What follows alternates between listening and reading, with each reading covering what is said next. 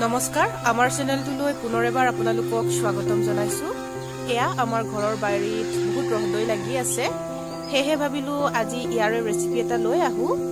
মই আজি বনাবলৈ লৈছো ৰহদৈৰ টেষ্টি জেলি ৰেচিপি। ভিডিঅ'টো আপোনালোকে সম্পূৰ্ণৰূপে চাই থাকক মই কেনেকৈ বনাম। এয়া প্ৰায় 1 কেজি মানৰ ৰহদৈ মই গছৰ পৰা পাৰি লৈছো। এতিয়া এইখিনি ভালকৈ ধুই লম আৰু এয়া ওপৰৰ এইবোৰ কাটি লম। তাৰ পিছত মই দেখাই আছো আপোনালোকক। এয়া মই এইখিনি ভালকৈ ধুই ললো আৰু এতিয়া ইয়াৰ ওপৰটো আৰু এইখিনি এনেকৈ কাটি লম।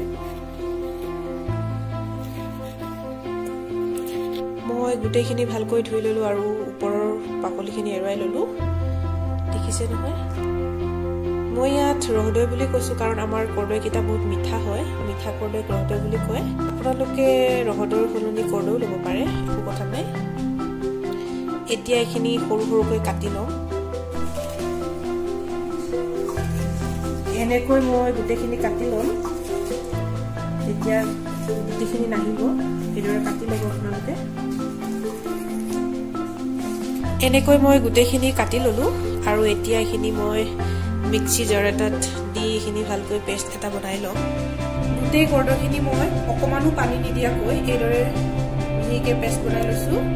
দেখিছে নহয়, যিমান মিহি কৰিব পাৰে সিমানেই ভাল।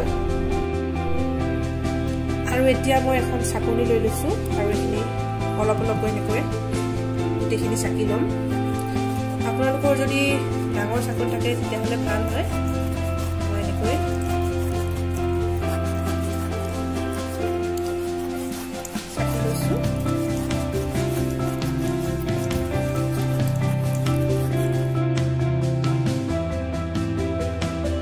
এইদৰে মই গোটেইখিনি ৰস চাকি ললো। দেখিছে নহয়, আৰু ইয়াৰ ওপৰৰ যিখিনি অকণমান থাকে আঁতৰাই দিলে ভাল হয়।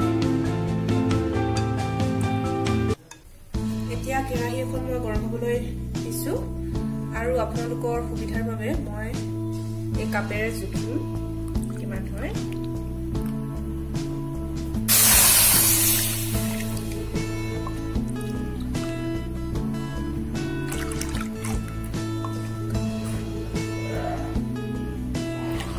কাপতকৈ অকণমান কম হৈছে।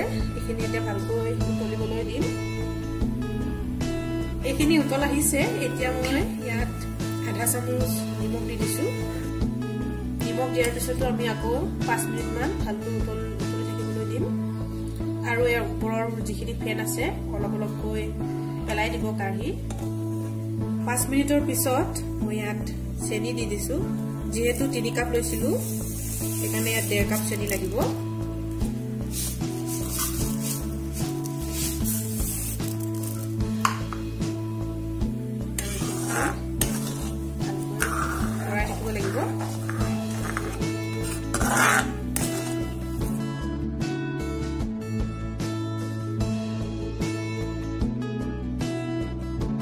চেনি দি এনেকৈ লৰাই থাকিব লাগিব, নহ'লে তলৰ পিনে লাগি যাব। আৰু আমি ৰহদৈ ৰস যিমান লৈছিলো তাৰ আধা হৈ যাব। এনেকৈ মই প্ৰায় 15 মিনিটমান মিডিয়াম ফ্লেমতে লৰাই আছো। আৰু আচলতে টাইমটো ডাইৰেক্ট কৈ দিব নোৱাৰি, কেতিয়াবা ইফাল সিফাল হ'বও পাৰে, সেয়েহে হৈছে নে নাই চাবলৈ এনেকুৱা প্লেট এখনত ল'ব আৰু পানী দিছো ইয়াত আৰু এনেকৈ দি যাব। দেখিছে নহয়, ভাঙি যোৱা নাই, মানে আমাৰ হৈ গৈছে। এতিয়া মই গেছৰ ফ্লেমটো অফ কৰি দিম। এয়া মই গৰমে গৰমে বাতিত উলিয়াই লৈছো। আপোনালোকে যদি গ্লাছৰ বটলত ভৰাই থব বিচাৰে তেনেহ'লে অলপ গৰম গৰম হৈ থাকোঁতে ভৰাই থব। আৰু এতিয়া এইখিনি প্ৰায় আধা ঘণ্টামান এনেকৈ থৈ দিম, তাৰপিছতহে জেলি হ'ব। মই আপোনালোকক দেখাই আছো। এয়া আমাৰ জেলি ৰেডি হৈ গৈছে। দেখিলে নহয়, অকল 2টা বস্তুৰে আমি কেনেকৈ ঘৰতে অতি সহজে ৰহদৈ বা কৰ্দৈ জেলি বনাই খাব পাৰোঁ। আৰু এইটো খাবলৈ বহুত টেষ্টিও হয়। আৰু আপোনালোকেতো জানেই যে কৰ্দৈ বা ৰহদৈ আমাৰ বাবে বহুত ভালো হয়। চ' আপোনালোকে যদি এনেদৰে বনাই খোৱা নাই তেনেহ'লে নিশ্চয় এবাৰ বনাই খাই চাবচোন। মই এতিয়া আপোনালোকক জেলিৰ টেক্সচাৰটো দেখাইছো।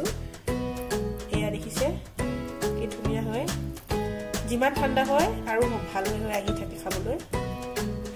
আৰু এয়া জেলি এনেকৈ ব্ৰেড বা ৰুটি পুৰিৰ লগতো খাবলৈ বহুতে টেষ্টি হয় এনেকৈ মই বনাই প্ৰায় খায়ে থাকো হেগে আজি ভিডিওটো আপোনালোকৰ লগত শেয়াৰ কৰিছো দেখিছে নহয় অকমানো কালাৰ ব্যৱহাৰ কৰা নাই তথাপিও কিমান ধুনীয়া ৰং এটা আহিছে সো আপোনালোকে নিশ্চয় বনাই খাই চাব যদি আজি মোৰ ভিডিওটো ভাল লাগিছে তেনেহলে প্লিজ লাইক কমেন্ট আৰু চেনেলটো সাবস্ক্ৰাইব